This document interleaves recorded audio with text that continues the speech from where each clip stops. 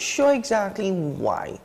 I'm not entirely sure why. I don't think anybody is entirely sure why. But the reasons that are being touted from various courses, whether it be the business chambers or whether it be the union itself, is that there's a lack of staffing. Now, don't get me wrong, it's going to be the 5th time during this opening segment that I've said this is a busy period. So if you have short staff, you're understaffed, obviously the operations are going to be affected because you're overworking what little staff you have left. But at the same time, we know that this is the time of year. Why is this an issue? And it seems to be an issue that is recurring at every Christmas period. You hear about some challenges associated with customs where goods cannot be cleared on time. And it was the same thing last year.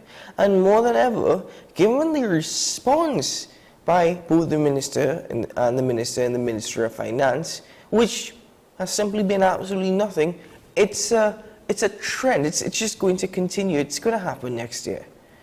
And I know I'm already sounding very negative for 2024, but again, it's a trend. It's just something that, you can't help but realize and notice this is affecting us every single year, and nothing seems to be done about it. Now, apart from the overstaffing, there have been indications that the government actually very lethargic in wanting to implement technological solutions because everything at the port is paper-based. One of the other issues, of course, is once you have goods over $5,000, you have to get a certified check. And according to one businessman, it takes forever to get these things done. And you have to go to about 5 or 6 agencies which are independent of each other before you can actually clear your goods. And the thing is, with customs delays comes extensive costs.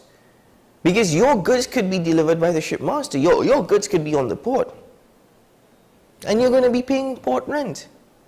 In some instances, demurrage, because a demurrage, by the way, is payable to a ship's owner on failure to upload a ship within an agreed period of time. That also takes place. Then you have cost of trucking, transportation as well. That also is passed on to the consumer. So all these things really is what driving up the cost in Tobago, and nobody seems to care about it. And when I say nobody, I mean those who can actually make a difference, those who can actually change the situation. It's as though they don't care at all. Now, as I said, we've heard from various chambers. The Trinidad and Tobago Chamber of Industry and Commerce, well, they've actually called on the Minister of Finance. He's the line minister to deal with the instances of customs. He's called on the Minister of Finance, and this is the CEO, Stephen Gant, to try and deal with this situation in customs and excise division when it comes to clearing imported goods, particularly during this season. Now, there's, again, what we're hearing is that there's a shortage of staff. I can't understand. We know this is the period, and there is a shortage of staff. There's a backlog. But what is happening is that DOMA, as well as the TTCIC, have actually written to the Comptroller and the Minister of Finance concerning how long it takes. And apparently they've even put out suggestions such as extending the working hours. But oh my God, no, we can't do that in TNT. Come on, guys, 8 to 4. That's, really, we can't extend those working hours. Wait, 8 to 4 for customs and excise? Listen, as far as I'm concerned, I can't see why customs and excise can't be operating on a 24/7 basis. At least if the system is still paper-based. If you had an online system, things would be a lot easier, but that's not the case. I can't see why they could be operating 24/7. But then again, who's going to pay those bills, right? Who's going to pay those salaries? But I also wonder if sometimes this is something that's deliberate because of our lack of foreign exchange. I'm not trying to push a conspiracy theory, but I'm still trying to find the link. I'm working on it. And once I figure it out, once I crack it, I'll share more with you. But it's just something that has been, going through my head. Now, they wrote again to the Minister of Finance and the Comptroller of Customs, and unfortunately, there seems to have been no response at all. In fact, so much so, yesterday, one media news outlet tried to reach the Minister of Finance. I've stopped trying because I think it's an absolute waste of time. But they tried to reach the Minister of Finance, as well as the Minister in the Ministry of Finance, and unfortunately, their calls did not go through. I wonder why. Anyway, listen, ladies and gentlemen, I'm probably just spitting in the wind. You know all this already. I'm just frustrated as well. Because, again, sometimes the simplest of things to deal with, we cannot handle. And yes, there are a lot of issues associated with customs and exercise, such as national security and scanners. But even that, I'm told, is underutilized. I've spoken to people in customs who said that they can get the job done, things can be efficient, but everybody just does not want to do their job efficiently. Whether it be from the top and whether it be from the lowest earning worker, guess what? That's what's happening here in Trinidad and Tobago. And sometimes I even wonder what's the point of giving people titles of minister when they don't really act upon the most crucial situations. Yet they make such profound utterances in Parliament. Oh well. The next side of this entire story comes from a central bank report. It says, data from the Central Statistical Office. I didn't know they were still operating. It's good to know that they're still alive. The unemployment rate in the country decreased, marking an improvement in labour market conditions for the second quarter of 2023.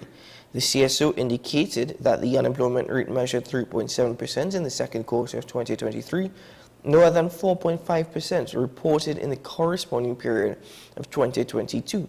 I think that's excellent. I think that's good. I can't argue with that. But there's also a possibility it's because a lot of our labour, young labour, migrating. There's a possibility. You see, there are markers and indicators for such. Like I said, I think overall, it seems to be good. But I have to take it with a pinch of salt, knowing that when you walk the streets, you talk to the man on the street and you see what's happening, it doesn't seem all red and rosy as is highlighted in the daily newspapers. It really doesn't seem to be the case. Like yesterday, I had a conversation with the minority leader of the Tobago House of Assembly. He didn't go into Trinity Mall. He passed by Trinity Mall, I suppose, on his way from the airport or on his way to the airport, and he saw that the car park was full. Yes, I actually find it quite amazing sometimes how the car park could be so full and the mall in many parts could be a ghost town. It just hasn't been the same. But back to this, I think it's actually very good to know that unemployment has decreased in this country. The unemployment rate has decreased. Overall, you can see it's a positive, but there's so many contributing factors to that. Now, I also have to ask, the individuals who have now been able to find some level of employment, whether or not they're earning livable wages. And that's a term that we've been discussing over the last year, not just in Trinidad and Tobago, but around the Caribbean as well. Because you could be earning a salary, but you could be, it's very, very difficult to survive on the absolute minimum. So I kind of wonder what's going on there as well, but let me not try and take away all the glitter from the goal this morning. Let's just say, for now it's good, and we'll try and analyze that further a bit later on, because there's a lot of statistics I shared by the Central Bank of Trinidad and Tobago. And in order to really digest this, I think we could only do justice by trying to explain that all to the public. Moving forward now, I thought this was this was intriguing.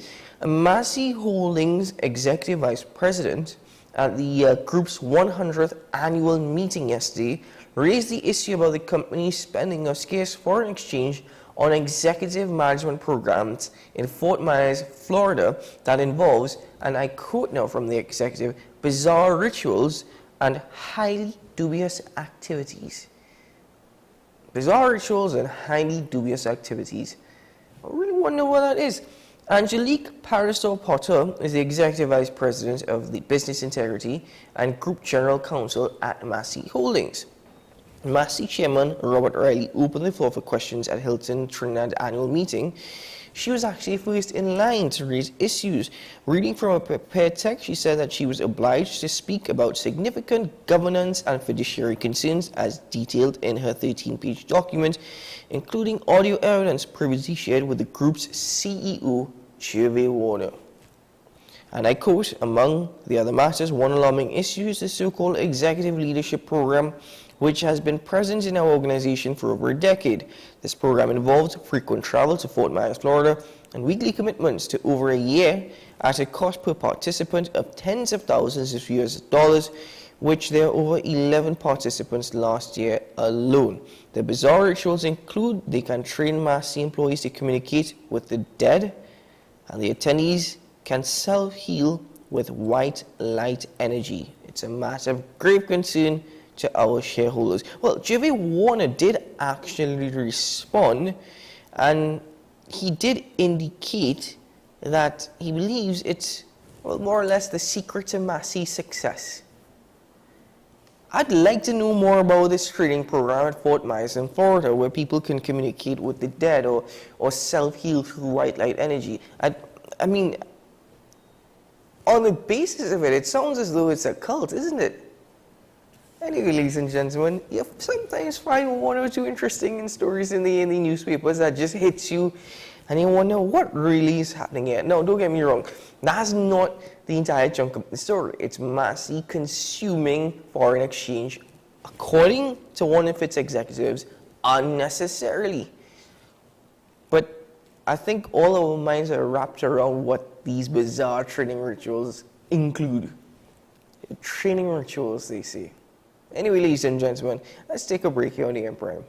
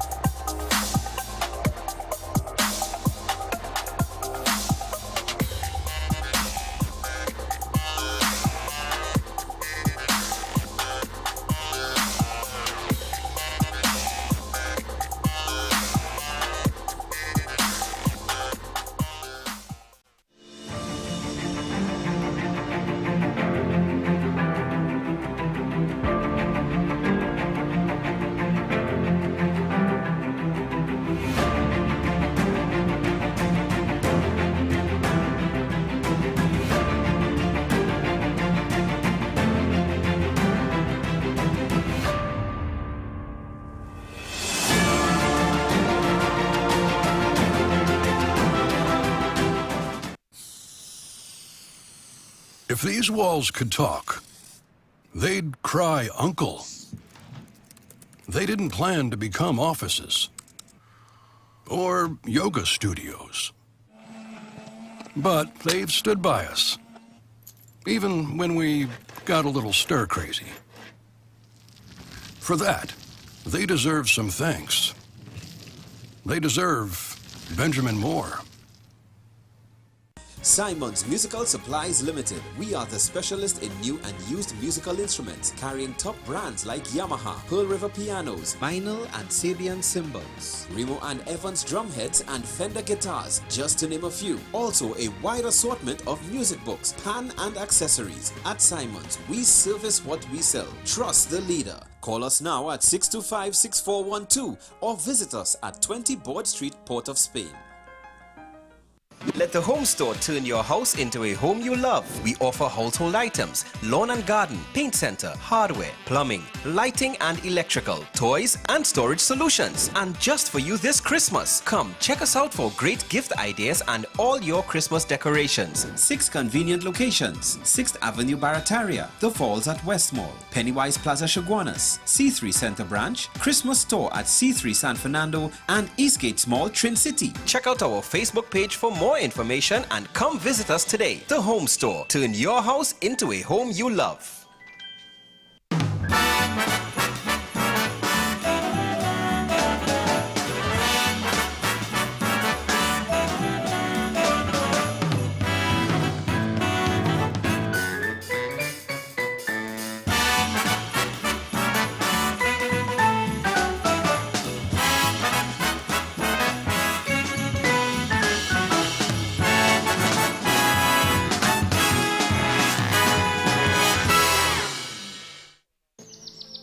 comes naturally to us. Unstoppable energy. We use it to manifest a future.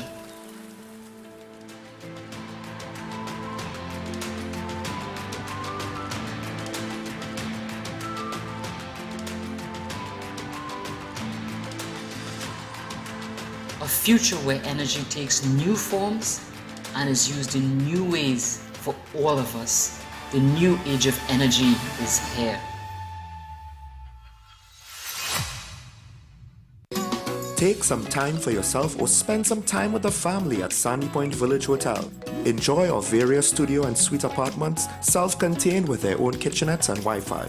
We also have our famous 100-foot swimming pool and our beachfront restaurant, the Steak and Lobster Grill. And our location in Crown Point puts us near the center of activity from the nylon pool to the local nightlife. Call us and make your reservations at 639-8533, 389-2378 or email us at sandypointvillagehotel@gmail.com. Every word, every line, every paragraph depicts a real moment in someone's life. A father, a sister, a mother, a brother.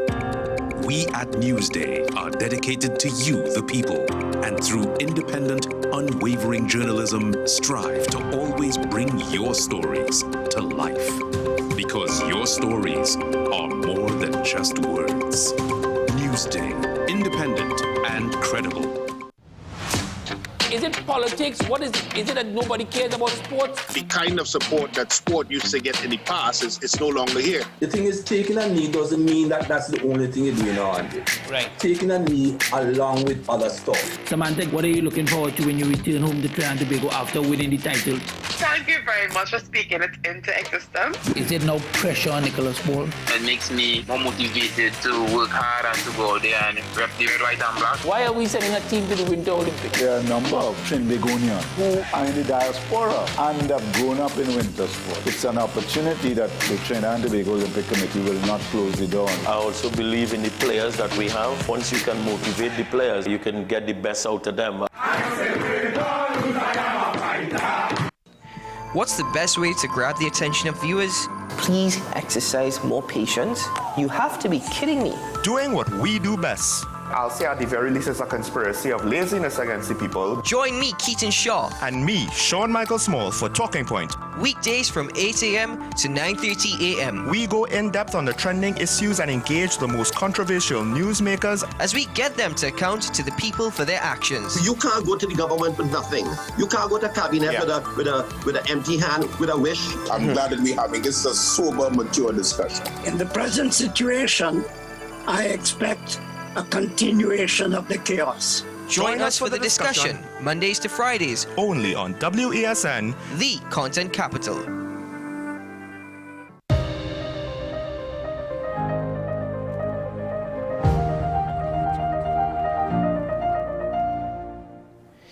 Welcome back to the program, ladies and gentlemen. Well, I'm excited for this interview because I've got it, I had it catalogued for about a month.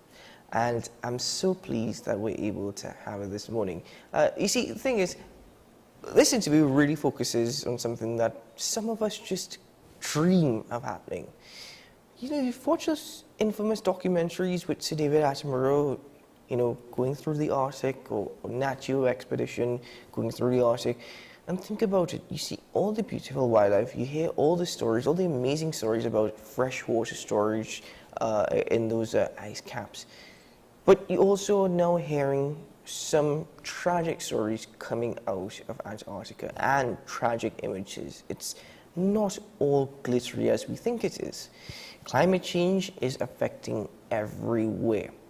But you wonder, why is Antarctica the place that's the catalyst for people to go observe climate change? Well, one individual who we had on the program, a coral reef ecologist, that's Dr. Anjani Guinness. She actually traveled to Antarctica with a contingent of about 100 women on the ship Island Sky as part of a quest called Homeward Bound. That's not the Disney movie I'm speaking about. It's an actual program. And Dr. Anjani Guinness is with me in studio this morning. Hello there, welcome back. How are you? Thank you. This is a fantastic trip. Thanks for having me. I see you got a lot of sunburn. It's actually a lot of sun, sun all day now in Antarctica. So you get these beautiful sunsets where the sun dips really close to the horizon, but then it starts rising again. So. Really? Oh my goodness. I think I'm going to be very jealous during the course of this interview. But congratulations, first of all. I think what an incredible journey, just based on the article that I've read. And this is just one part, actually. But let me start by asking you, how did you even get involved in the Homeward Bound program? What is the Homeward Bound program? So Homeward Bound is a global initiative. It was an idea that came out of Australia with a group of women who work in STEM, which is basically, science, technology, engineering, math, and medicine. And they basically thought that, leadership in science needs to change. There needs to be more focus on, there needs to be a change in leadership and a change in communication and a change in how we connect with the environment, and climate change being the focus of that. So I worked with colleagues who were alumni of this program, and they told me about it, and that's how I got to know about it. So you were actually recommended for the program? Yes, yes. And what does this program entail? So it is a one-year online leadership course where we learn to lead for yourself, first and foremost, and then you learn to lead for others, and you learn to lead for the environment. And so we're trained in different, strategies of storytelling, communication, but the different types of leadership strategies that have been taught, but also, and I think most importantly, it's building a network of science around the world so we can draw on expertise for collaboration as it relates to climate change. And for us, coming from a small island, I thought it being a great opportunity to connect with people who might be able to help us with our climate change issues and adaptation and building resilience, because small islands are the most vulnerable, communities that will be impacted by climate change. Now, leadership seems to be an overarching theme here as part of this entire course or this journey, how you'd like to phrase it. What were some of the things that really, in terms of self-development, happened along the way? Because I've realized that you've used terms such as visibility, self-awareness in your article. So I think there's a focus on women because traditionally leadership has been viewed and has been dominated by men, but it's just sort of changing what a leader can be, right? And I think the first step is understanding that everybody can be a leader in their own environment or in their workspace and home. And that's why you start leading for yourself, and you start sort of having self-awareness and self-reflection of what are your values, what is the values in your workplace, and bringing that together in a community. And then you start thinking about leading for others, right? So you learned about leadership in emergence. So when you think about the environment and climate change, we are getting into novel situations where people don't really have experience. And so when you'll be able to lead in situations of discomfort, lead in situations which will be complex and uncertain, where you have no, fixed outcome. We don't know what the outcome for climate change will be, and so you have to be able to lead in a social context in that way, right? So work with people, because climate change is about us, as much as it is about the environment. Climate change is going to change our social dynamics, and that must be in the forefront of how we lead. So this program is rather incredible for how you explain it. It's linking environmental factors to social factors, and that is rather incredible, because I'm wondering, why would we consider going to such an extreme landscape if we are talking about leadership and if we are talking about values? We all wondered that as well. Like, why was Antarctica the center of that? And you realize that Antarctica is an incredible teacher. So you have this vast, wild place that is, almost mythical, a landscape that is of stories. And there's nothing better than being able to observe such an incredible space that is, remote, but being impacted by things that humans do, right? So it's extreme environment where the animals are incredibly adapted to that cold, and so it's the coldest, driest desert, right? Yeah. So on the planet, and so you have to learn how those adaptation processes have evolved for those marine organisms that live there, the penguins, the seals, right? We didn't see a tree for 3 weeks. Trees don't grow on Antarctica, right? And we got there early in the season, so there was a lot of snow on the ground, and so I didn't see the color green for a long time, and makes you appreciate what you have, right? So giving that contrast, and you come back to, you know, my tropical island home, you learn to value the resources that we have. You learn to see draw the connections between the devastations that you see with the receding sea ice, with, you know, things that are also happening underwater with the coral reefs in the Caribbean. So you realize the expanse and the extent of climate change and the impacts that we're having on it. So let's speak about your actual journey now. What was the mapping like in terms of, you know, where you all actually went and the areas you all would have visited? So we went to port at Puerto Madryn in Argentina, and we sailed for about 2 days to the Falklands. We were actually heading to South Georgia Islands before we got to Antarctica, but we were diverted because of avian flu, which is another, you know, impact that is indirectly related to climate change, where you have these diseases that are spreading to larger areas because of the warming conditions, but also because of our globalization, we are also spreading diseases that came from China that are now coming down to Antarctica. So our ship had to divert because South Georgia Island closed off its borders because of avian flu, and then we went straight to Antarctica. So we had a lot of biosecurity rules. We couldn't, you know, we had to maintain certain distances from the penguins. We really had to respect the marine life and the landscape. You couldn't stoop, you couldn't rest anything down, you couldn't sit. You had to be extremely respectful of that space, and you had to be purely observing, no touching of anything.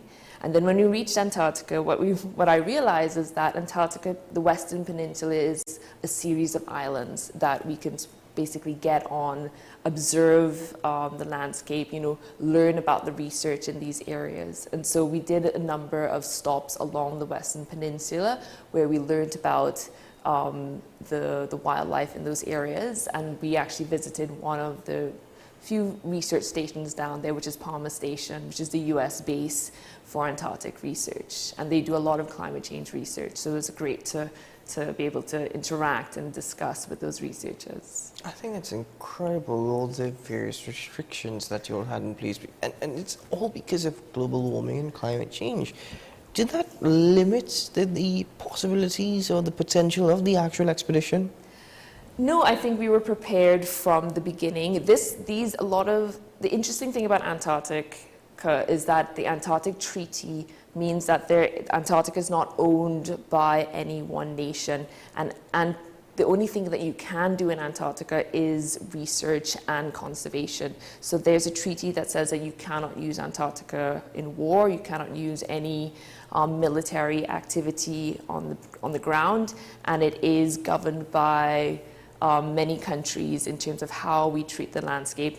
And actually, a lot of the biosecurity came out of the research that's going on in the area, as well as tourism. And so they want to it's a global effort where they're really working hard to maintain and conserve the pristineness of the landscape. And when it comes to climate change, they're still struggling to make sure regulations agree with that. The first thing is, I've watched so many nature documentaries, I've lost count. And the voices of those who actually narrated those documents, I've lost count as well. But the thing is that when you get there, it's completely different to what you realize you're seeing on television. Television gives you probably the nice version of it. And all these limitations, but not limitations by anyone just wanting to do it. It's because of mankind's doing, essentially. it's rather incredible. But another factor, another aspect is that, from what I understand, based on the article, you said it was summer in the Antarctic Circle when you traveled. What was that like?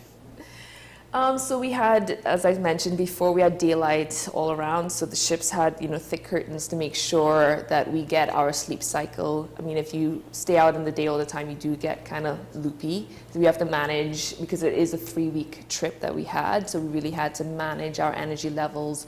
We still had program on the ship. And basically, there's a lot of collaboration on the ship, but also a lot of experiences off the ship. And so even though we had all these strict biosecurity measures, you're still overwhelmed by the senses. It was cold still, So for me, in the summer, it's summer, but it's 0 degrees. You have a lot of sun. I was layered up. I had 3 layers of clothes and a waterproof jacket on top. Interestingly, it snowed a lot, so a lot of snow means that the penguins they have to wait a long time to nest and lay their eggs, because they have to lay their eggs on rocks on these islands. So it was really interesting to be cold, but to be told that it's warmer than usual, because it's supposed to not have snow on the ground this early in the season. The ice is supposed to melt later on, and then the chicks need to wait, and it's a lot of snow on the ground that has to melt before you get there. And as you mentioned earlier, it's a complete contrast to your tropical home, which you've grown so accustomed to. But it may be bizarre, but what about the sounds? Describe to me what you would have heard. Because seeing it is one thing. What are all the sounds you would have heard in, as you said, a desert, really? Yeah, it's so because there are no trees, a lot of the biodiversity is in the water. So for marine scientists, that was like heaven. You would hear, at sunset when we are moving from point A to point B, you'd hear the whales. The whales are, giving their spouts, right? So that's how we, notice and see them, and then you hear their sounds as they sort of call. Bird life was incredible. So we had a lot of subantarctic birds follow us halfway down, and then as you realize that the species change as you get closer to the Antarctic continent. And yeah, it was mostly marine life. No, there were no insects, there were no mosquitoes. So it was a very different experience. And what was it like actually seeing these animals for the first time? In reality, not visually in terms of a screen, but I'm seeing these animals, I'm witnessing their behavior and how they live for the first time.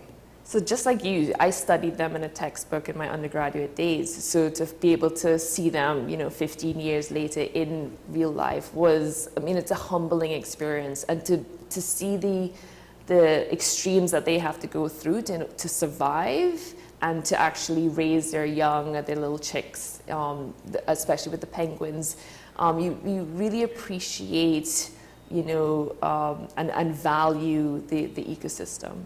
Do you get to see any polar bears?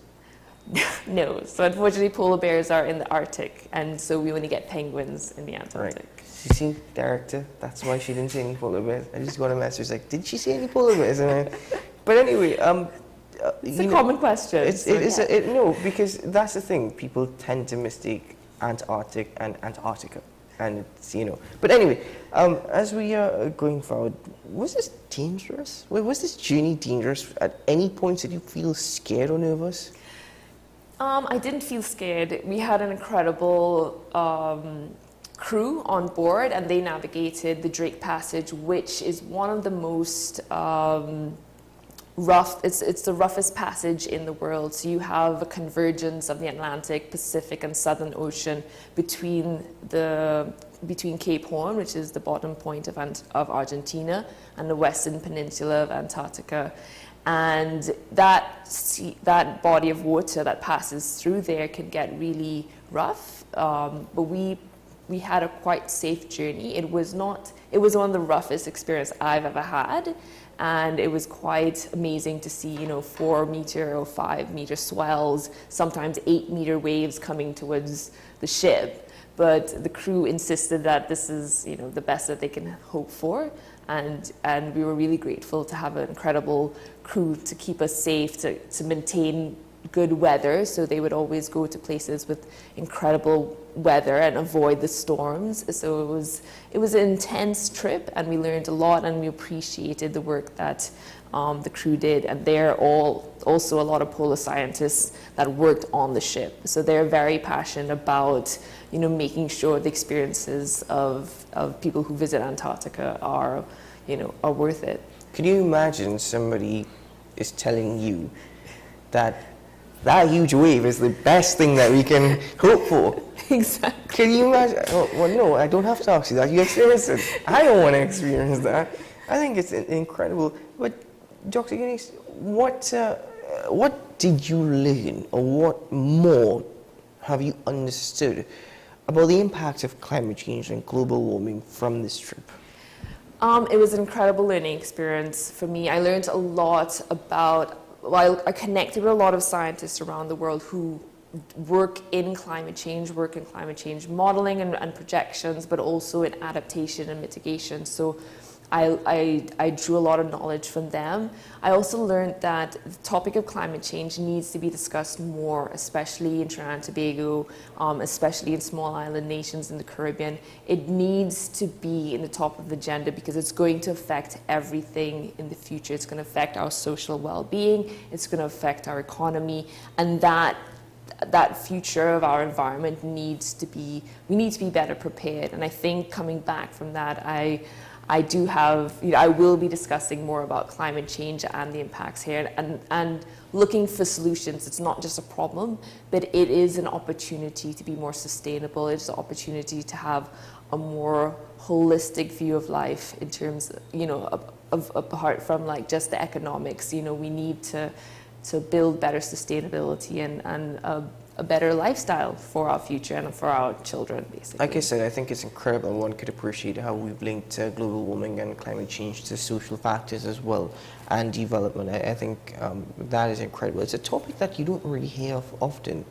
But what about living on a ship and a multicultural community, which is a term you yourself used, you know, that was developed on the ship?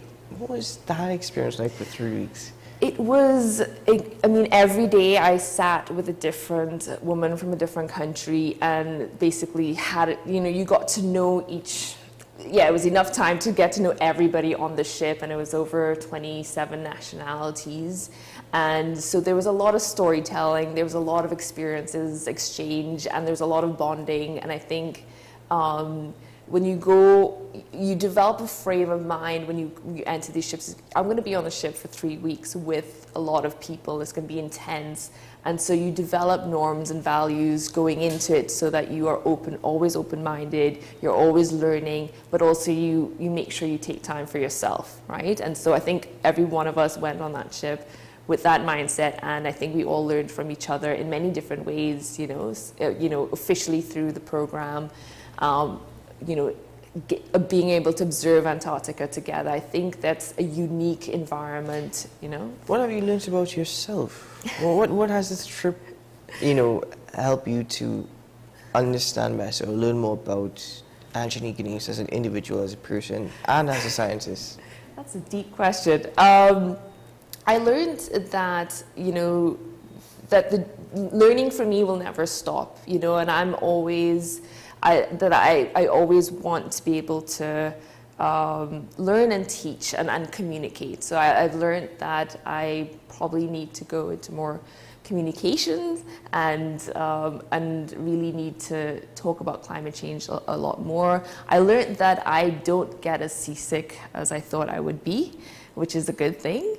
I learned that I miss the field a lot. I miss traveling, but I think that it gave me much more purpose in terms of like being at home. Trinidad and Tobago is really my passion and where I really want to focus my time, you know. So. Deep question, very good response. Dr. Guinness, once more, congratulations, exceptional. And I mean, I was reading your story, which was the introductory story to this entire trip, and I was excited. You know, so I could imagine what that experience was like. But really, congratulations, well done. And I look forward to welcoming you again on the program. I've had you before. This is the second time. We'll go for a third sometime in the future. But all the best for the season ahead and all the best into 2024. Keep up the excellent work. Thank you very much. Thank you for joining me. Have a good one. Well, ladies and gentlemen, I think we can all be proud of that journey, that voyage, and all the lessons that have been learned. A lot of conversations that can come out of this, but I'd like to expand a bit more later on about climate change, global warming, and its social impacts and effects. We've heard the very basics of communities being affected, such as communities that are very near to the sea, to the shore. But there's a lot more to go just beyond that introductory conversation. So I look forward to welcoming Dr. Ganesh again in the future, and I look forward to hearing more stories from her trips. We hope there are more trips. Ladies and gentlemen, we'll be right back after this.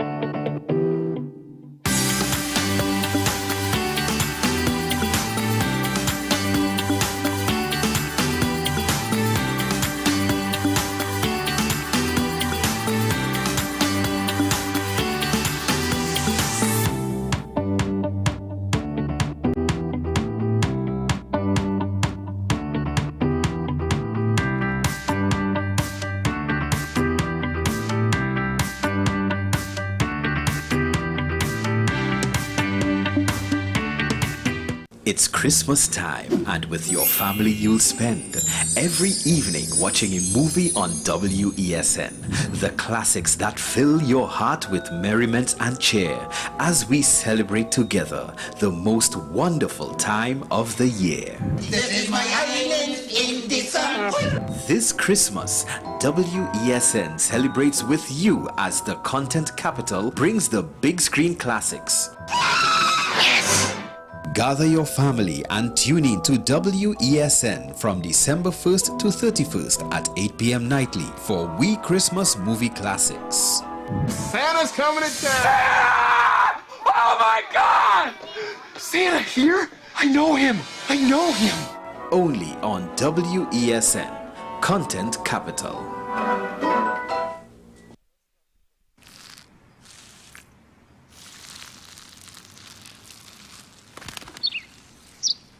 Maybe he landed here totally by coincidence.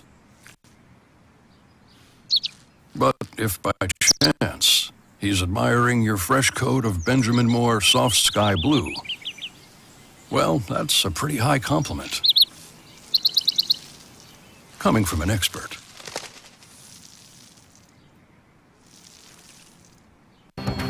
The issue, the continued rise in the price of flour and its impact on the cost of living in Trinidad and Tobago. How should we go about it? I want to ask you, what has been revealed to you about the state of vulnerability in the country because of this exercise and because of what we're going through? Is the government losing the war on the vaccine front? The discussion should revolve around the common good for the greatest number of people in Trinidad and Tobago. How do we inculcate a sense of respect and regard for people who may not be of your own political ilk or persuasion? The communities are now being used by political opportunists. So when the tables are turned, it's the same way. Okay, this has been 10 Questions. I'm Andy Johnson, and we'll see you next time. Join me, Dr. Nalini Kokram, on What's Up Doc, where we discuss all your burning questions concerning health. Trinidad and Tobago is among one of the highest risk group of patients that develop this form of genetic breast cancer. What I'd like to take home from a short interview like this, screening. You must screen. Because it's silent. It's silent. Yeah. And because it's silent, you don't know it's there. What's Up Doc, every Tuesday and Thursday on WESN, Content Capital.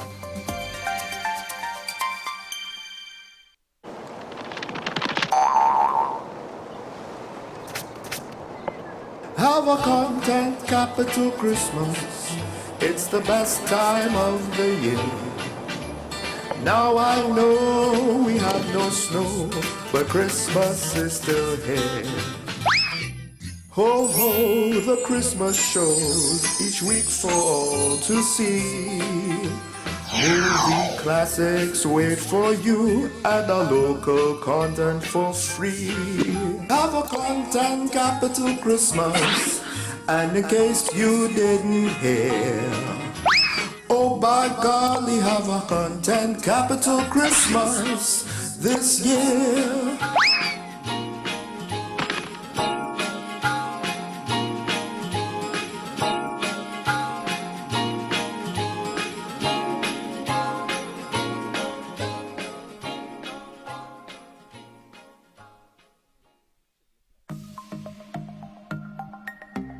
Knowing how to tell authentic is as easy as 1, 2, 3. Find it, match it, search it. Step 1. Find the style number on the tag. Step 2. Match the style number inside the jersey with the number on the tag. Step 3. Search it. A quick Google search of the style number will verify the jersey is authentic when the search results match the jersey being searched. Don't be fooled by counterfeit jerseys. Before you buy, remember to find it, match it, search it. Fan Zone, 2 locations nationwide. Center City Mall, Chaguanas and Movie Town, Port of Spain. Nationwide delivery available.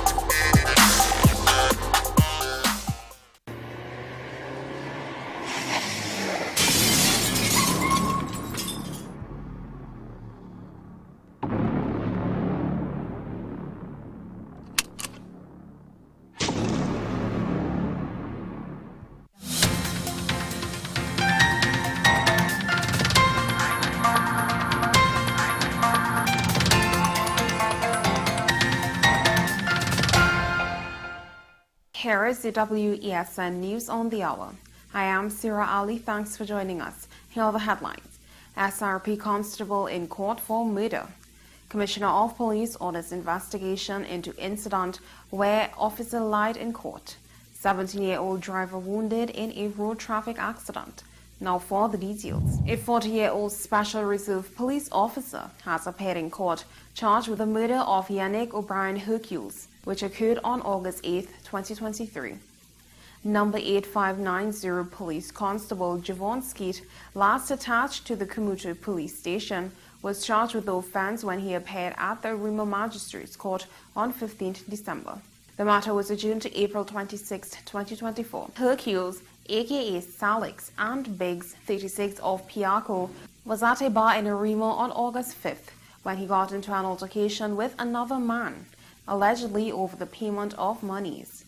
During the incident, the man drew his licensed firearm and shot in the direction of the victim, hitting him in the chest. He was taken to the Arima Health Facility and then transferred to the Eric Williams Medical Sciences Complex, where he succumbed to his injuries on August 8th. Skeet was charged by ASP Trumpet of the Arima Police Station on December 14th, following advice received from the Director of Public Prosecutions, Roger Gaspard, SC, on that same date. One of the functions of a police officer is to apprehend persons found in breach of the law and take them before a court of law, where they are required to provide evidence under oath. The law is clear on how this process should take place, and provide sanctions for persons who are found in breach. So said Commissioner of Police Earl Howard Christopher, who added, I am aware of an article in one of our local newspaper where a woman police allegedly gave conflicting evidence during a court matter. As such, I have given instructions for investigations to be immediately launched into the matter.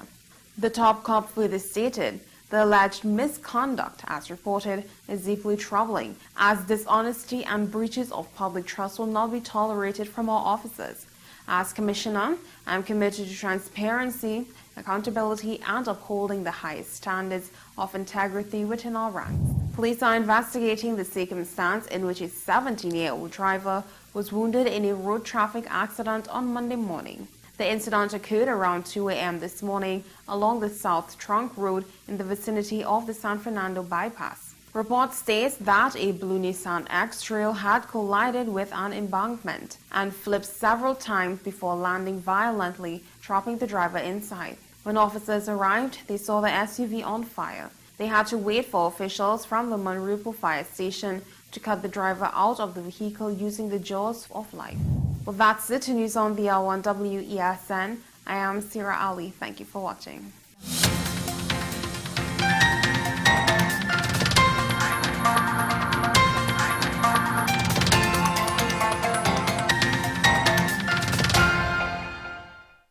Let the home store turn your house into a home you love. We offer household items, lawn and garden, paint center, hardware, plumbing, lighting and electrical, toys and storage solutions. And just for you this Christmas, come check us out for great gift ideas and all your Christmas decorations. 6 convenient locations: 6th Avenue Barataria, The Falls at West Mall, Pennywise Plaza Chaguanas, C3 Center Branch, Christmas Store at C3 San Fernando, and Eastgate Mall, Trin City. Check out our Facebook page for more information and come visit us today. The Home Store. Turn your house into a home you love.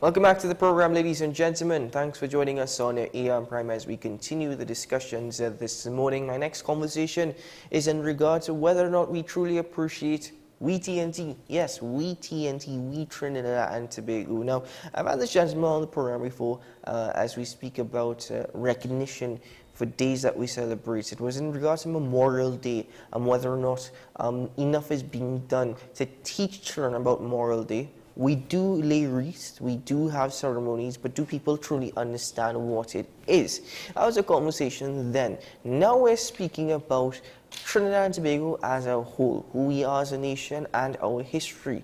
Yes, we are very proud of a nation, but do we truly appreciate who we are, where we come from? What are we doing in terms of where we're heading? And then he's actually collated a calendar in regards to places across Trinidad and Tobago.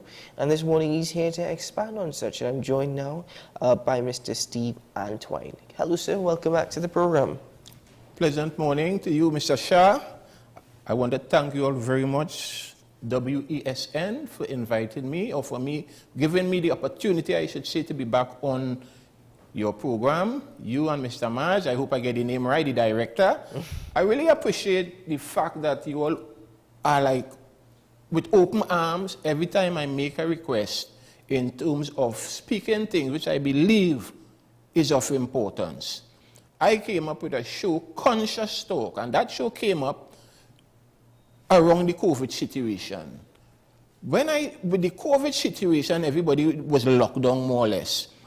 And there I am, just lying, just because you can't go anywhere and you're doing different things. And then on one night I saw the Honorable Mr. Franklin Kant laughing, you know, with always with a smile. And then all of a sudden I hear he's dead. Now, I didn't have anyone who I knew suffered from this COVID, whatever. So, you know about it, you're being cautious, but at the same time, you know they have a saying is only when it reaches home. Then there's another gentleman who used to be on Synergy. He got the COVID and he died. I said, wow. Then I say, life do not belong to any one of us. There and then I said something about this thing. And I started to, the consciousness came up within me. And I started to drive around. And consciously, I would say, I will consider myself an African. Why I consider myself an African? I came from poor beginnings. Some people just talk about poverty. But I could speak about poverty, Mr. Shah. Mr. Shah, you know, it is to live in a 2x4 house, where you could sit down in the house and you see through. And my house was so lean at a single parent home. My mother bought us 3 marbles for me and my sibling, 3 marbles. My house was so lean that we used to hold the marble on one end and let it go. Who own which down first win. We used to be quarreling around among ourselves. Why? To say who own which down first. The house was so lean. Till my mother had was to intervene at times to say, hello, what you all getting on? You follow me? I know about that. I know where I came from. And consciously I started to drive around. I started looking, the emancipation came up in my hand, and I started looking for the emancipation building or whatever it is. Prior, I wasn't even aware where it was. I went wrong places, I asked, and then I reached Bojarak Road and I saw this Emancipation Support House. I don't know if the director have a photo of it where he could put it up. I was amazed, I was shocked, sir, as to see this, because emancipation, sir, is a celebration in this country for years.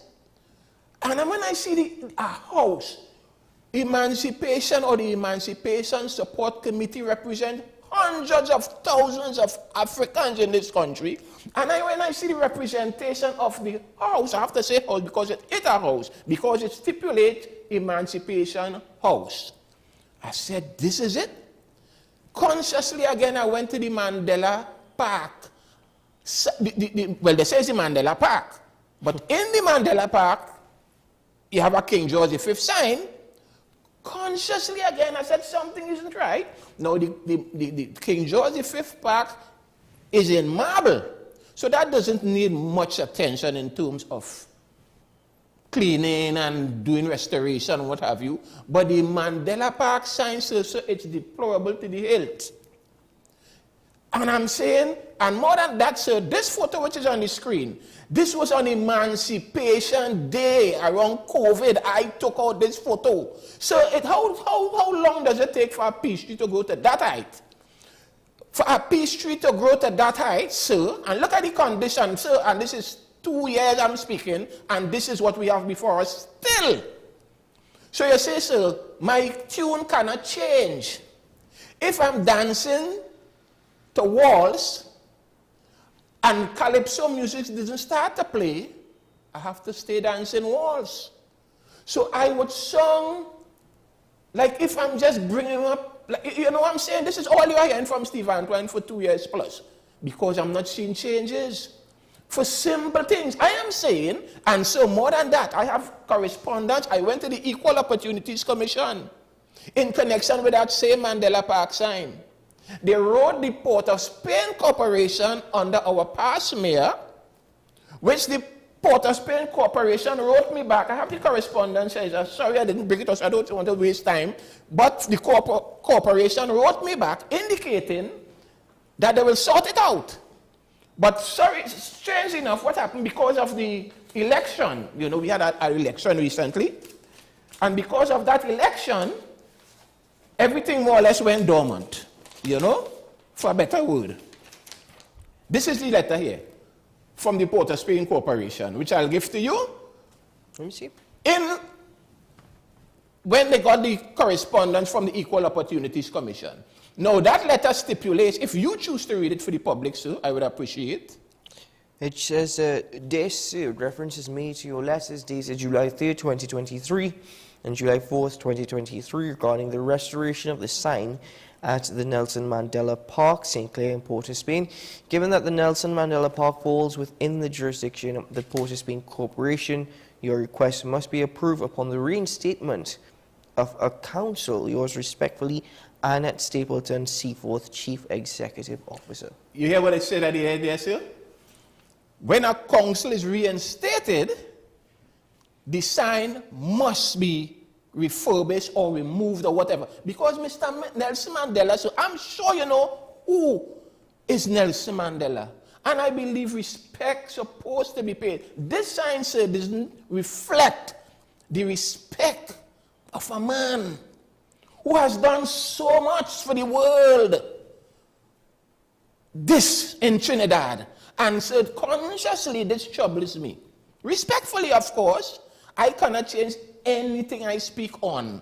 All I do is speak on it so it would reach the right ear.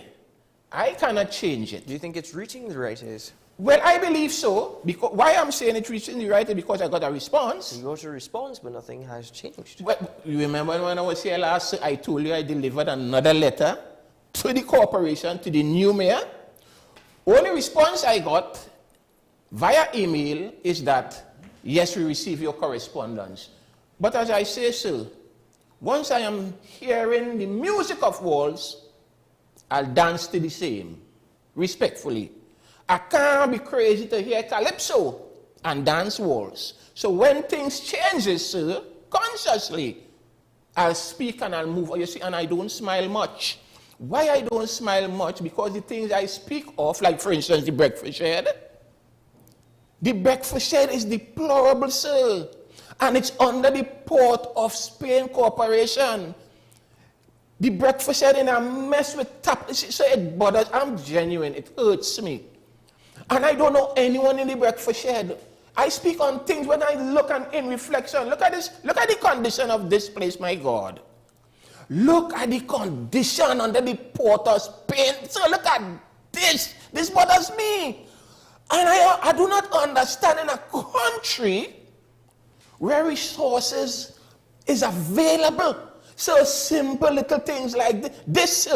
This is the exhaust in the market, the food court in the market. I am there taking pictures and the people came to me and mentioned this never worked. It have about 14 or 15 cubicles in the food court, in the market, so none never work. So therefore, when the people cooking, they're sweating, and it's only ageable people. Ageable, the air condition. The air conditions is how much? The estimation of the air condition system is, I think it's over 30 tons of air conditioning. Because that is my forte, so I could speak on that. Wrong application, that's the wrong system to place there, sir. Money's, not one is functional right now. So therefore that is monies, hundreds of thousands, I don't know if it's millions spent. And look what is happening today. This is what I am crying out about, sir. I could even take you to the Pancho and Bago headquarters. So for years, over 20 years, the Honorable Basdeo Pandey gave the Pancho and Bago lands, sir, to build a headquarters. Millions were spent, millions. All this is documented. I don't have time to go into all details, but all this is documented. And the Pancho and Bago supposed to be headquarters, sir, in a mess. All under the African community. It hurts me, sir. I don't speak African to be Afrocentric, but I do so to show the consciousness of my people. I am of mixed race. I have Indian grandchildren. Cindy Ali, I will call my daughter's name. She has 2 children. Ali, I haven't it, but I consider myself an African based on how I was brought up. Do you consider yourself an African before a Trinbagonian? No, sir. Realistically, I'm an African descendant, but I would love to say African to push my point, sir. I'm Trinbagonian. I'm an Afro-Trinidadian. You are an Indo-Trinidadian, but you will consider yourself an Indian. So I will consider myself an African, respectfully. I'm not speaking race, I'm speaking the equity, more or less. Equity. Because years ago, my mom used to take me down to that beach at Chagarama, Shackville Beach, sir. The entire beachfront was given to someone. And you know what? So you have to pay to go there. You have to pay, and they charge by the height. Because I have grandchildren, I may look young, but I have 7 grandchildren, sir. My eldest grandson is 18 years of age, and the youngest, 5. So think about it. What is their legacy if I do not speak out on behalf of my grandchildren and the thousands of grandchildren, the thousands of children in my community? You keep using this term conscious. And I mean, I have a fair understanding why, but let's link consciousness to what is happening. Why do you suppose it's declining and declining so fast?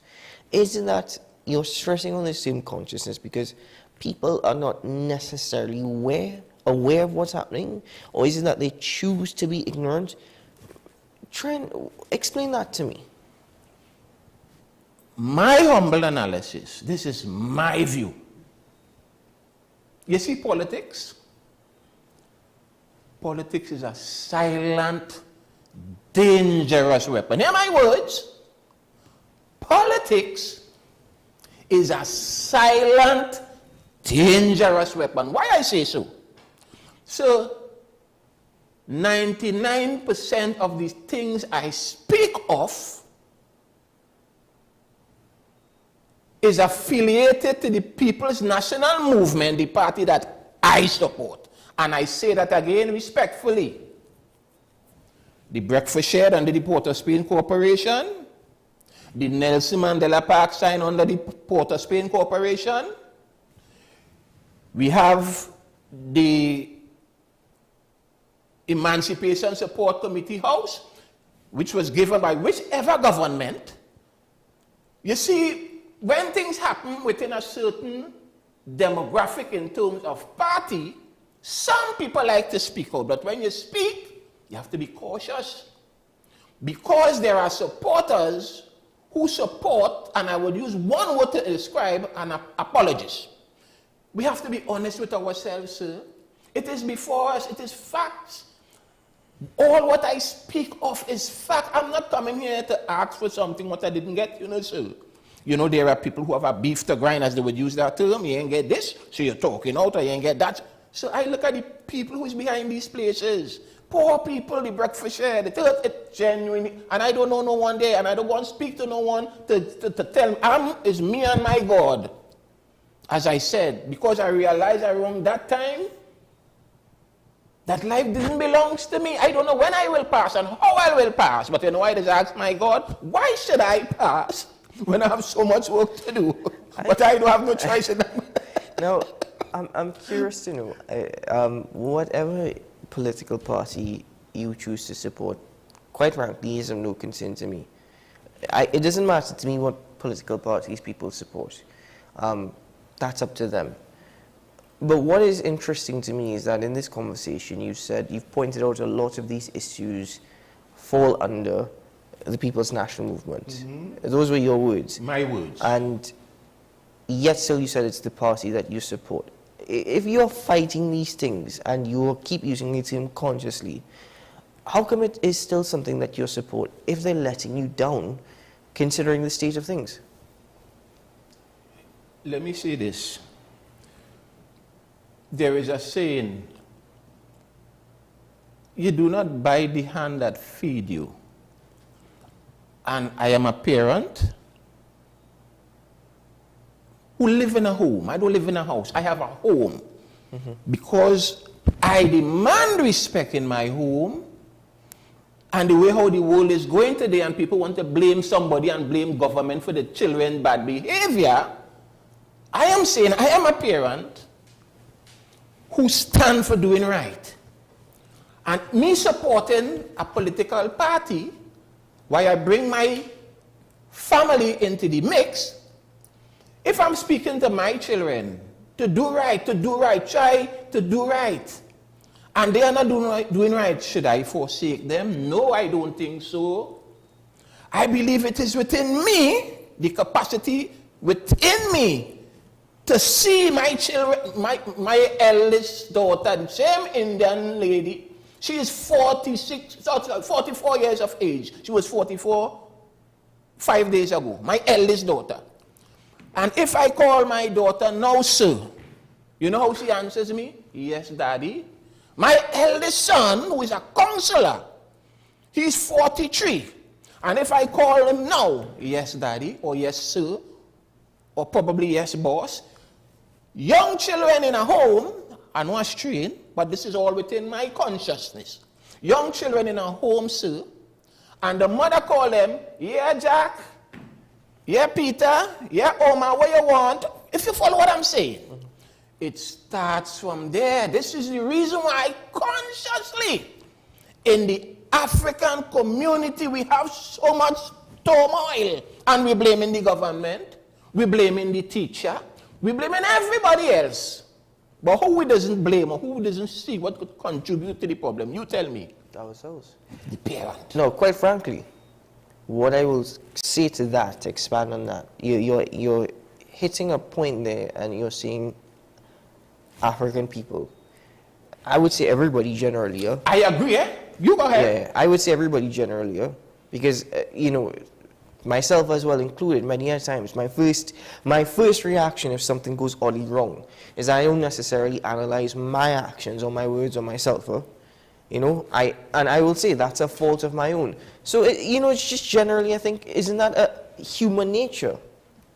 I agree 100%, sir, Mr. Shah. But you know what? I choose consciously to speak to the African. The Indo-Trinidadian, you don't hear them killing one another, sir. Respectfully, I speak to you. On a daily basis, repetitiously, 2, 3, 4, 5, how much, sir? And it's children killing children. In the Indo-Trinidadian community, respectfully again, I see situations in terms of culture. We have culture, and I'm saying the Indo-Trinidadian, the Syrian Lebanese, whoever else is leaps and bounds ahead of the Africans in this country, and I tend to point at that, not leaving out the ills of the other races. And as I say, I do it in conscious thinking, like if I'm speaking to my children, because I don't have perfect children, and I myself isn't perfect. I strive for perfection.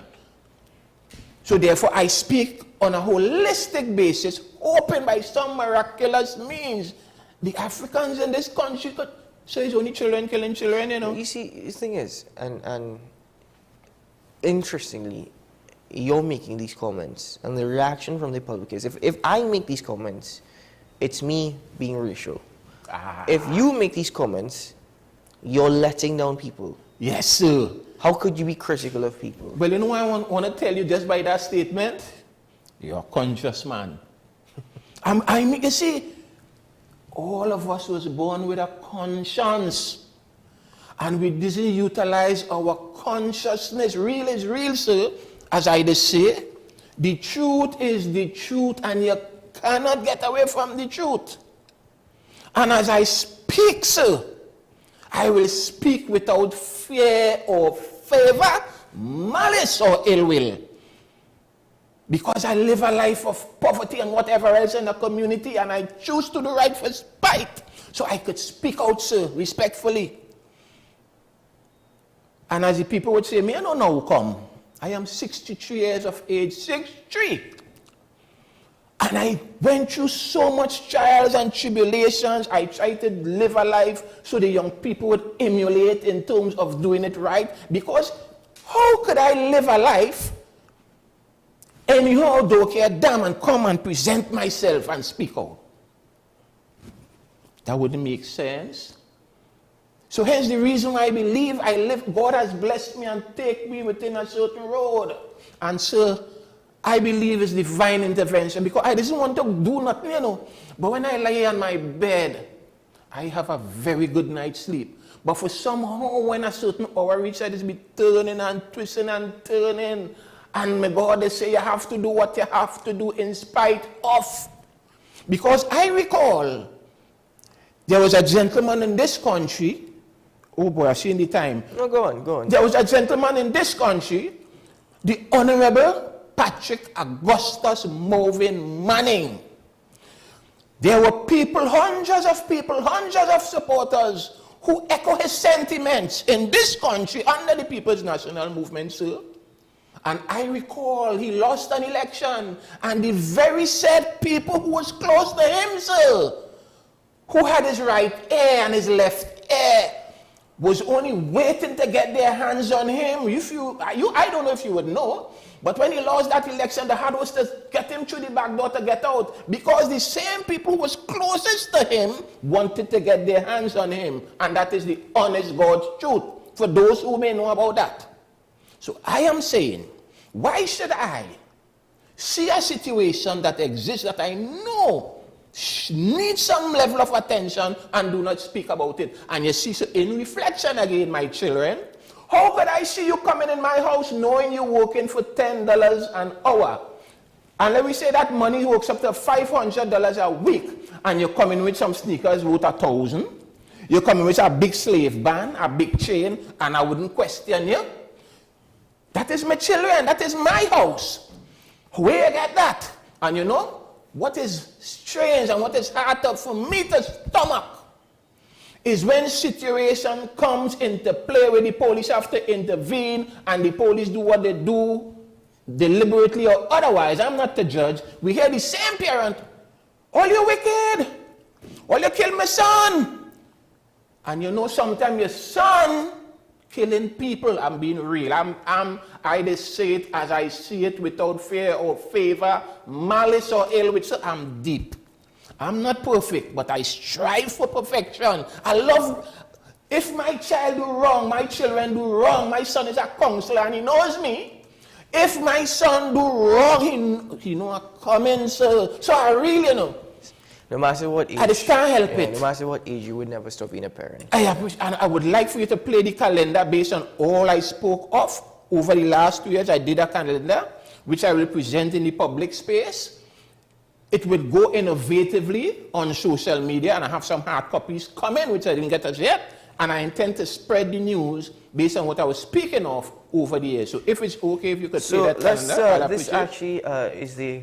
You would have seen the photos at the beginning of the program in reference to Nelson Mandela Park, Breathworks, the Port of Spain Market, mentioned Pantranbego. It's a calendar that Mr. Antoine has compiled, as I mentioned, per my introduction. So let's take a look at this video.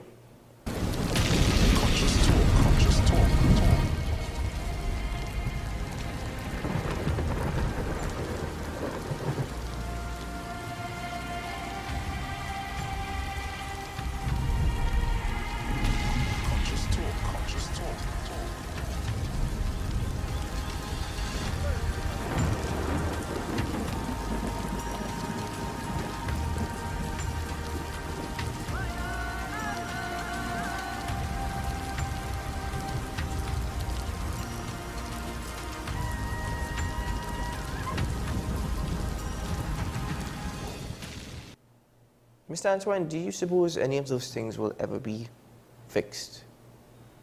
Yes, sir. Yes. You see... Do you think your work is in vain? No, it's not. It would be. It would definitely would be. If not now, sometime it would be. Because when I pray to my God, I anticipate what I pray for. Because I pray in spirit and in truth and for good things. And it doesn't happen right away. I cannot fly in my God's face, because besides me, consciously, there are millions and millions of people who are praying also. So I have to wait in line. But I know my God will honor what I pray for. And in a country where there is people who is in charge, I would be clamoring. And these might be simple things, but I'm aware and I know sometimes, somehow, things will work out by grace of God. Certainly, Mr. Antoine, thank you very much for joining me on the program this morning and for bringing the letters and for highlighting the issues across Trinidad and Tobago.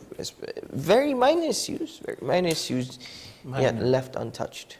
Yes, sir. Minor, but speaks to a bigger picture. Definitely so. Thank you very much, Mr. Antoine. All the best to you. And as I say in closing, there is a saying, even if I'm dead and it do happen, when it happen and I'm dead, ants go bring the news.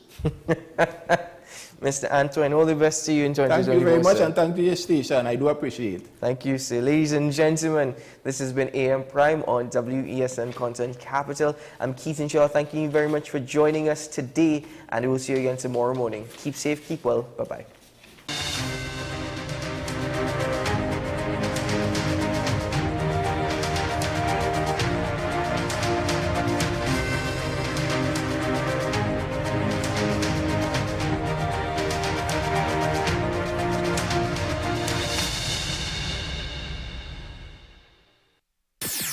WESN.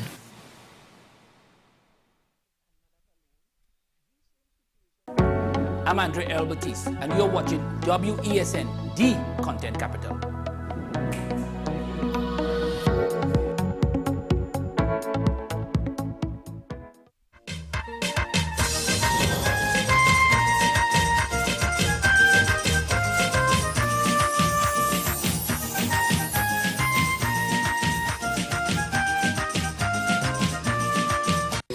Take some time for yourself or spend some time with the family at Sandy Point Village Hotel. Enjoy our various studio and suite apartments, self-contained with their own kitchenettes and Wi-Fi. We also have our famous 100-foot swimming pool and our beachfront restaurant, the Steak and Lobster Grill. And our location in Crown Point puts us near the center of activity from the nylon pool to the local nightlife. Call us and make your reservations at 639-8533, 389-2378 or email us at sandypointvillagehotel@gmail.com.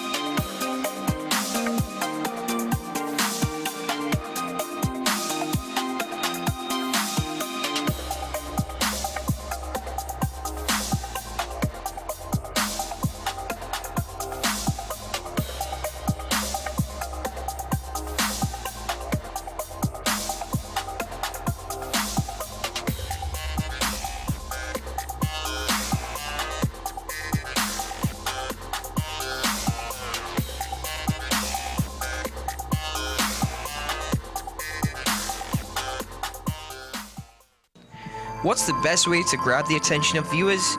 Please exercise more patience. You have to be kidding me. Doing what we do best. I'll say at the very least it's a conspiracy of laziness against the people. Join me, Keaton Shaw. And me, Sean Michael Small, for Talking Point. Weekdays from 8 a.m. to 9:30 a.m. We go in depth on the trending issues and engage the most controversial newsmakers as we get them to account to the people for their actions. You can't go to the government with nothing.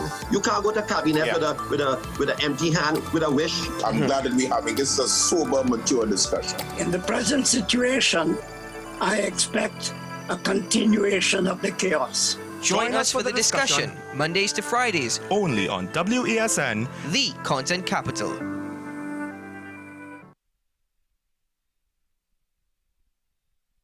My name is Carl Media, and I'm the founder and the host of Ever Increasing Voice Ministries. Join me every Saturday and Sunday on WESN, this powerful station, at 9 a.m. on Saturdays, 1 p.m. and 7 p.m. nightly. Also on Sundays, I'll be on at 7 a.m., 1 p.m. and 7 p.m. at night time. When you come here, we are getting people heavenly ready. Is it politics? What is it? Is it that nobody cares about sports? The kind of support that sport used to get in the past is no longer here. The thing is, taking a knee doesn't mean that that's the only thing you're doing now, Andre. Right. Taking a knee along with other stuff. Samantha, what are you looking forward to when you return home to Trinidad and Tobago after winning the title?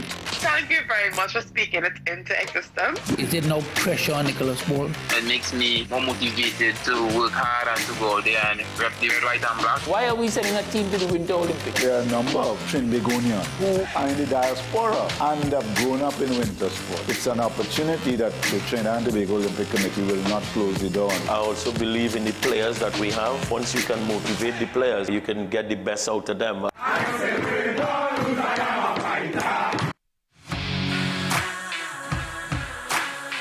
Every day, we communicate through stories. Stories of ourselves, our challenges, our goals, our experiences, and our aspirations.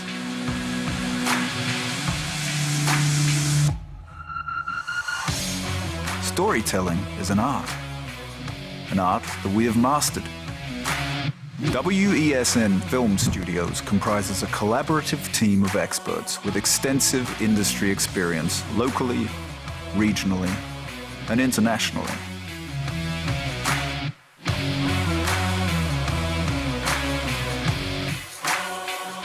The ability of your business to successfully communicate with your preferred audience depends on the strength of the stories you tell.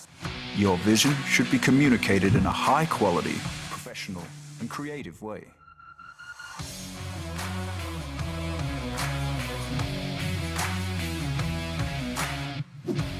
From concept to post-production, advertising to film, multi-camera productions, live events, streaming, and virtual conferencing, we are WESN Film Studio. Let your own unique voice be heard and your vision realized. Call us today at 628-5835 for your next production.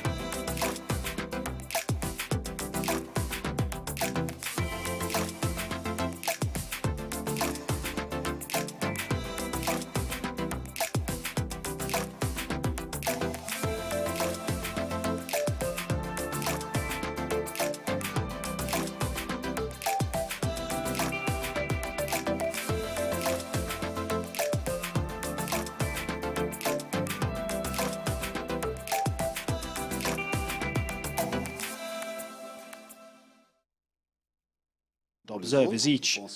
But whatever group they belong to, they'll have a clear-cut role once inside the polling station.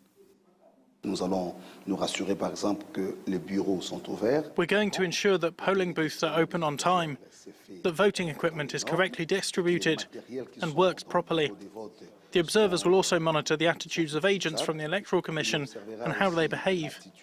They'll observe the queues of voters, how they arrive, their attitude and frame of mind, and also how long it takes to vote.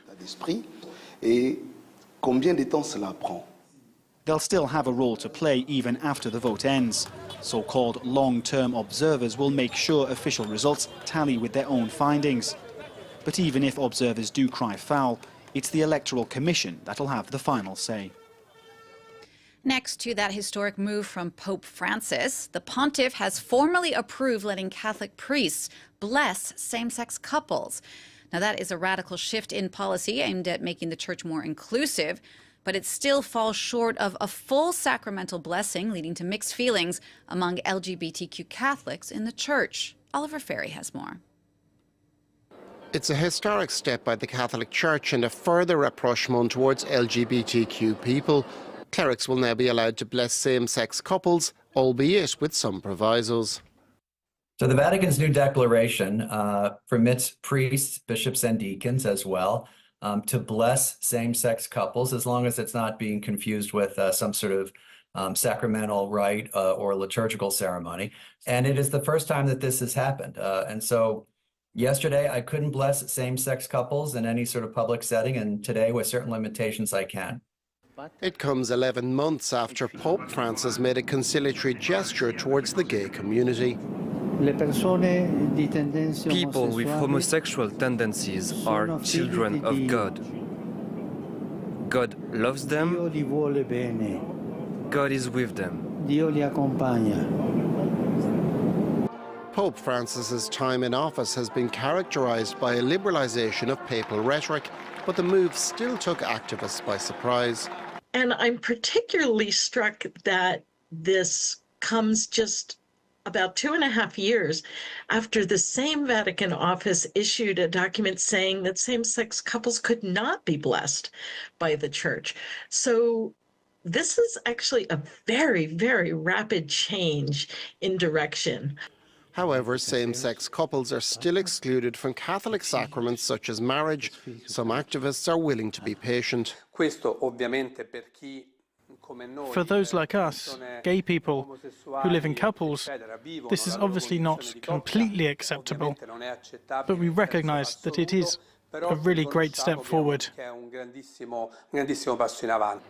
Full acceptance of sexual minorities is still a long way off, but for now, LGBTQ Catholics will rejoice in an early Christmas present.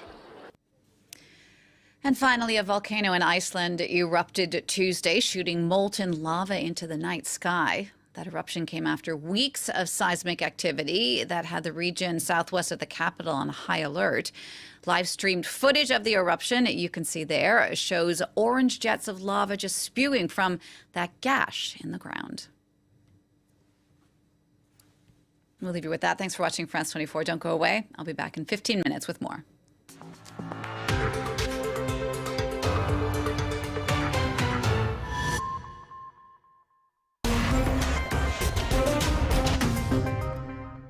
It's time now for French Connections, our weekly look at the intricacies of life here in France with Solange Mougin. Hi, Solange. Hi, Jeannie. Today you are focusing on the Paris transportation system, with the big question being, will it be ready for the Summer Olympics? Yeah, and that is really the big question at the moment. When Paris won its bid to host the Olympics in 2017, it vowed that all of the spectators would be able to reach the event on public transport. And this was a way to distinguish itself from other previous games, while as well keeping the carbon footprint of the games down. Now, the question currently is how well that transportation will work.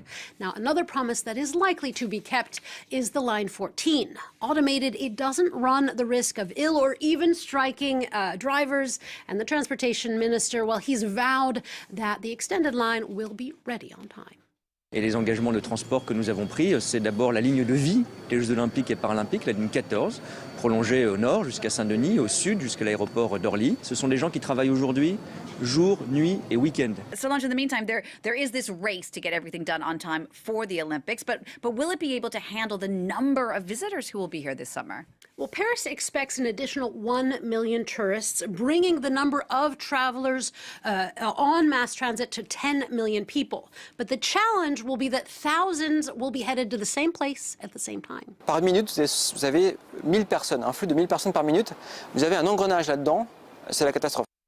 Now, to prevent bottlenecks, which Parisians know well when lines go down, certain stations will actually be closed, and the operator, the RATP, well, they will increase frequency by 15%. They will also have 19,000 workers on call. Many will be equipped with a translation app. There will also be a minute-by-minute traffic app that people can use. Now, the operator RATP has actually doubled its hires in 2023 to meet the needs that they think they'll have. Okay, so a lot of promises. Are there any promises that have been broken already? Well, initially there were supposed to be 4 new metro lines. They will not be ready in time, and that means travelers from the Charles de Gaulle airport, the main international airport, well, they'll need to use the RER-B line, which is widely seen as, to use Castex's words, a point noir, or a trouble spot, which, and that trouble spot, it's thought, will not be fixed until at least 2030. Now, another promise that went out the window was free transport for ticket holders like in London. All right, let's talk money for a moment. How much then are all of these tickets going to cost during the games? Well, from July 20th to September 8th, a single metro ticket will no longer cost the €2.10, but it will cost instead €4 per single ticket. There will also be an unlimited fare for one single day of €16, as well as a €70 offer for a week of travel. Now, the regional president, Valérie Pécresse, explained why there needs, she feels, to be an increase. Ça va nous coûter 200 millions supplémentaires. Eh bien, j'ai divisé ces 200 millions par le nombre de visiteurs que nous attendons. Et c'est comme ça qu'on a trouvé le juste prix. But for a lot of Parisians and tourists as well, these temporary fare hikes, well, they seem unfair. Some are even stocking up already on cheaper tickets. Charger dessus 3 lots de 10 tickets. Et c'est ce que je vais faire à peu près tous les mois pour être sûr d'avoir des tickets en avance. For sure, it's unfair for the tourists. We are visiting, bringing money. I don't think it's correct. Solange, there's been a lot of political bickering about the city's readiness, the transport system's readiness, with a lot of disagreement about whether or not it'll actually be good to go. Yeah, there's been a lot of ping-ponging of political blame and a lot of concern of late because, as most Parisians can tell you, the service is not always up to par. Bonjour, il devait en laisser passer combien comme ça? Au moins 3 ou 4, je pense. Surtout là, vous voyez, il y en a un toutes les minutes, mais ils sont pleins quand même. Pendant les Jeux Olympiques, je crois qu'on ne pourra même pas travailler. Now, there have been a number of red flags among politicians with issues, with the issue being sort of a hot potato between the state, the region, and the operator RATP, which all these three need to work together to get this done. The Transportation Minister, Clément Beaune, said commuting is going to be hardcore, but has since seemed rather optimistic. The Paris mayor, Anne Hidalgo, well, she created backlash when she said that we won't be ready on time. And then there's Jean Castex, again, former prime minister, head of the RATP. He blamed the problems on what he called a largely obsolete network because of a lack of investments, including those not done by Valérie Pécresse, behind me, the head of the region. Meanwhile, she blames him and the RATP for a lack of drivers. Another big question, of course, is if the authorities are going to be encouraging Parisians to just work from home or perhaps even leave the capital during the games. Well, here again, there have been mixed messages, but it is safe to say that it will not be métro boulot dodo as usual. And this is our expression du jour, referring to the daily grind of commuting, working, and then sleeping. For sure, the train-train, or the daily routine, is going to be a bit different this summer for Parisians and also for tourists alike. And more expensive, too. Solange, we've talked a lot about the challenges. Let's end on a positive note. Is there one? There is. First, Paris's metro system, well, it's actually pretty good. Its network is the densest in the world with nearly 220 kilometers of tracks, so it covers the city well and at a relatively regular rate most of the time. Nonetheless, how the system flows or does not flow during the Olympics is going to be a major challenge and reputational test of sorts for the nation during the Games. All right, Solange, thank you so much for that update on the transportation readiness of Paris ahead of the Olympics. Thanks so much. Don't forget, if you want to watch other French Connections, you can always check them out on the website, france24.com, or you can reach out to Solange Mougin on social media with your own questions about life here in France.